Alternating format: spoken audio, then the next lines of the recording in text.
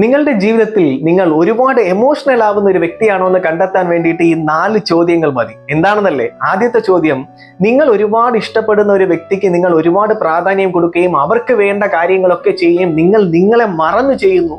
ഇതിൽ ചിലർ അവരുടെ ആവശ്യം നടക്കാൻ വേണ്ടിയിട്ട് നമ്മളടുത്ത് സഹായം ചോദിച്ചു വരുന്നവരുമുണ്ട്. അതും മനസ്സിലാക്കാതെ വീണ്ടും വീണ്ടും സഹായം ചെയ്യുന്ന ഒരു വ്യക്തി നിങ്ങളാണെങ്കിൽ തീർച്ചയായിട്ടും നിങ്ങൾ വളരെ എമോഷണൽ ആണ്.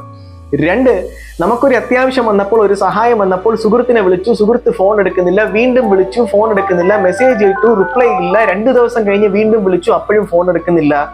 നമ്മൾ മനസ്സിലാക്കുന്നില്ല ആ സുഹൃത്തിന് നമ്മളെ ഇഷ്ടമല്ല, നമ്മളടുത്ത് ഇൻട്രസ്റ്റ് ഇല്ല എന്ന് മനസ്സിലാക്കാതെ വീണ്ടും ആ സുഹൃത്ത് എപ്പോഴെങ്കിലും ഒരു സഹായം ചോദിക്കുമ്പോൾ എമോഷണലി സഹായം ചെയ്യുന്ന ഒരു വ്യക്തിയാണ് നിങ്ങളെങ്കിൽ നിങ്ങൾ വളരെ എമോഷണൽ ആണ്.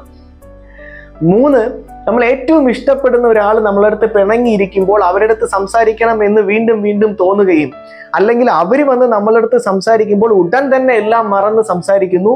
അവർ നമ്മളടുത്ത് ക്ഷമ ചോദിക്കുമ്പോൾ ഇല്ല തെറ്റ് എൻ്റെ ഭാഗത്താണെന്ന് പറഞ്ഞ് അവരുടെ തെറ്റിനെ സ്വയം ഏറ്റെടുത്ത് നിങ്ങൾ ക്ഷമ ചോദിക്കുന്ന ഒരു വ്യക്തി നിങ്ങളാണെങ്കിൽ നിങ്ങൾ വളരെ എമോഷണൽ ആണ്.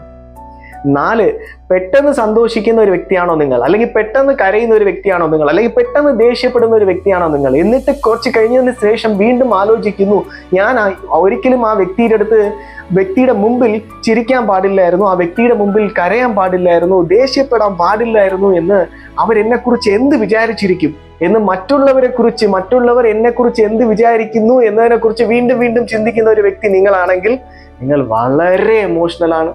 അപ്പോൾ എമോഷണൽ ആവുന്നത് തെറ്റാണോ എന്ന് ചോദിച്ചു കഴിഞ്ഞാൽ എമോഷൻസ് ഇല്ലാത്തവർ മനുഷ്യരല്ലല്ലോ.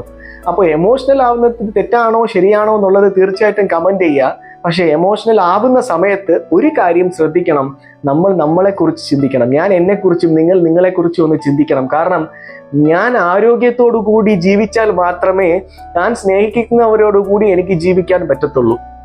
അപ്പോൾ ഞാൻ എൻ്റെ ആരോഗ്യം ശ്രദ്ധിക്കുക, എൻ്റെ എമോഷൻസ് കൺട്രോൾ ചെയ്യാൻ വേണ്ടി ശ്രമിക്കുക എന്നതാണ് എനിക്കിതിൽ നിന്നും നിങ്ങളടുത്ത് പറയാനുള്ളത്. അപ്പോൾ നിങ്ങൾ എമോഷണൽ ആണോ ഇല്ലേ എന്നുള്ളത് തീർച്ചയായിട്ടും കമന്റ് ചെയ്യുക. അപ്പോൾ അടുത്ത വീഡിയോയിൽ കാണാം. ബൈ.